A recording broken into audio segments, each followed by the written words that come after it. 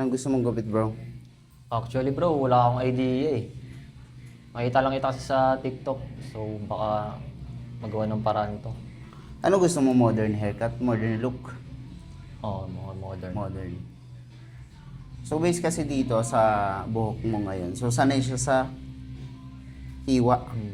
Kasi kapag tinextured fringe natin to, siguro it takes 1 week or pinakamababa na siguro yung 3 days para mawala tong hiwa na to.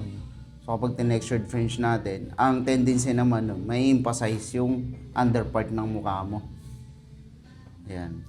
So feeling ko, hindi magko-complement pag textured fringe. Kunyari ito. So ang possible na pwede natin gawin dito, curtain. Okay. Curtain. So merong mga modern na curtain ngayon. It's either textured mullet na naka-curtain or curtain na maangas, jean kasama haircut. Ano? Anong pipiliin mo sa dalawa? Siguro yung jean kasama na lang parang astig pakinggan eh. Yun, no? Tsaka fit na fit talaga yun sa'yo, feeling ko.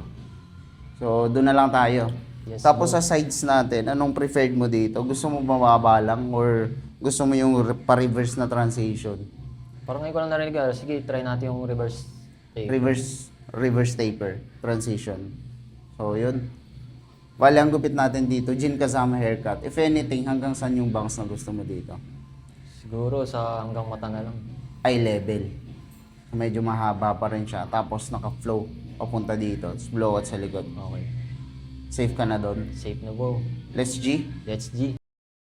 Thank you for watching mga bro. Sana marami kayong napulot na aral sa tutorial natin. And please subscribe mga ka-aspiring para sa more tutorials to come. Tuloy-tuloy lang tayo at mabuhay tayong lahat mga ka-aspiring.